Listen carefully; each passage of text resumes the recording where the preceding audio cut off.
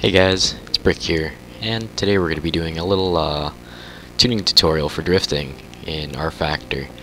And the concepts I'm going to be showing you, or if I am going to be showing any concepts, it doesn't necessarily have to just apply to rFactor. I think it can be applied to other racing games like, Forza, Gran Turismo, whatever you're drifting on, that can have fine-tuning in play when you're trying to build a drift car. So we'll look everything over section by section, kind of give it a brief breakdown on how everything works. So let's get started. So for your gears, you want to be adjusting them so that you're getting just the right amount of power that you would like to the floor. Like, you wouldn't want to be having a gear setup where you're struggling to stay up in the RPMs or trying to get back on the gas and having the RPMs try and struggle there. But yet again, you don't want to be having so much torque being put to the floor that you're just constantly camming out and just bouncing off the rev limiter. You want to be able to be more aggressive on the gas if that's how you like to play. But if you're a person that just likes to shred tires, play with the gas a little bit, you can run shorter gear setup, or you can be running more power with taller gear setups. You can figure that out and see what works for you there. As for your rev limiter, you can use that to be adjusting the power band too. I usually set the RPM, the rev limiter, as high as I can, just so I can have the RPM set at a certain point where I'm kind of just sitting at where the power peaks, and I won't be going above that point, so I won't be bouncing off the rev limiter either, but yet again I'll be producing a constant amount of power when I'm on the gas. As for downforce, you don't want to be having crazy amounts of downforce where, let's say you're trying to do a crazy ass entry at high speed and you rip the e-brake, you get 90 degrees, and then next thing you know, your rear tires just start to grab, and you just go the other way because you just can't control it, just because downforce is just something as a result of speed. For the weight distribution, I keep it around 53-47. Generally, you don't want to be in the extremes for your weight distribution. You don't want to be running 50-50 weight distribution, or 56-44. It'll really affect how the car behaves in terms of either trying to transition or initiate, or just trying to keep your front end in check and trying to avoid understeer. Just because with the front end being super nose heavy, you don't want to be carrying so much momentum that your front end you just get understeer instead of trying to compensate for it with the suspension. So we'll move on to steering lock angle. I usually just like to keep this as high as possible. The more steering lock angle you have, the more reliable angle that you can hold. As for my brake bias, I tend to adjust this as I'm trying to tandem. I try and figure out a good brake bias because it's different between every car. So if I'm trying to, let's say, I'm trying to tandem and the front end slows down way too much compared to the rear, I'll back off the front bias in the rear, or back off the front bias and put a little bit more braking power to the rear. And as for the brake pressure, I tend to keep this around 80%, just because I want to be able to make more fine adjustments, but yet again have the brakes actually do their job when I need them to, in terms of trying to stop if someone spins out or whatnot. As for the differential lock, I tend to keep this setup here, just run 100, 100, and 10, just because I want the diff to be locked practically all the time. Sometimes you might need a little bit of slippage, just because if you're running a lot of power, you don't want to be getting all the power to your outside tire when you're trying to drift, just so you're getting so much tire spin on that you just spin out. So if you're be running a little bit more power, then you know, bring down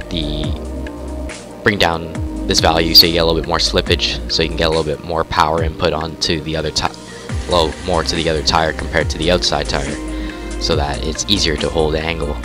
But this is generally what I tend to run, just because I'm not running crazy amounts of power, but I'd say I'm pretty fair in power. I'm pushing around 500 horsepower at 450 foot-pounds of torque. As for the alignment, I tend to use this a lot. The reason why I have this set value here and here is because I use an algorithm when I'm trying to tune. I'm gonna leave that in the description for you guys. And as for the spring rates, I tend to use this as well, just because it kind of matches the weight distribution if you kind of divide the values. So, and as for the tire heat, I tend to use this as a reference when I'm trying to adjust camber. If I notice that the outside of the tire is heating up a lot more than the inside, then I'll bring up the negative camber, and vice versa if I'm getting too much heat on the inside. And as for the middle value, the tire pressure is a bit low, just because I haven't been doing too many runs yet. You use the tire pressure to adjust the middle value, just because the more inflated your tire is, the more contact you're gonna get in the center of the tire. And as for the camber and caster, I use 7 degrees of caster generally on all my cars, just because when I'm running 3 degrees of camber, then it practically gets the tires to heat up the way I want them to. Okay, so as for the toe, I tend to keep, you know, 1/4 of a degree toe out, so I can get a little bit more front end bite when I'm trying to initiate. And as for the rear toe, I tend to leave that untouched. I don't like having any toe in the rear, just because if I'm running toe in, it's not actually adding grip. You're more or less just getting more rear steer. And then it's okay if you're going to be running a small amount of it, just so it'll be easier to hold angle. But just keep in mind that your transitions are going to be a bit more violent than you'd expect them to be, just because the rear end is wanting to go into a different direction. Like I was saying before, though, this doesn't necessarily have to apply to rFactor. Like my friend here just got on Skype with me. I made a setup for, what was it, an S14? Yeah. Yeah, I used practically the same concepts, and it worked out pretty great. And considering that you're new to drifting too, right? So. Yeah. so if you could really explain anything on how the setup felt. So, like, was it easy to control? Did it kind of just stay planted wherever you threw it, or is there...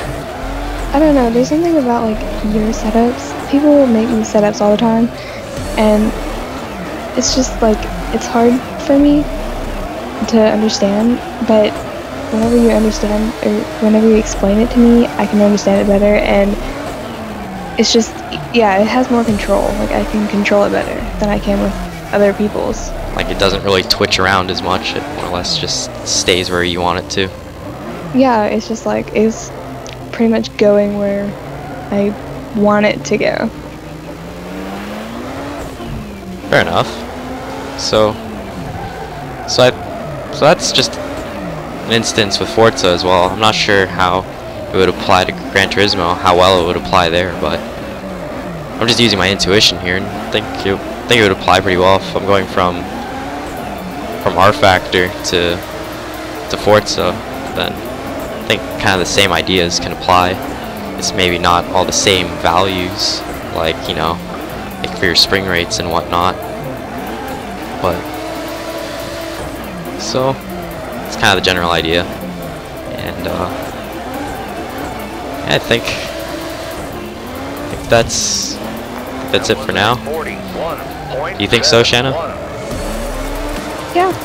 Alright, so it's So be sure to hit that like and subscribe button, and peace out, guys.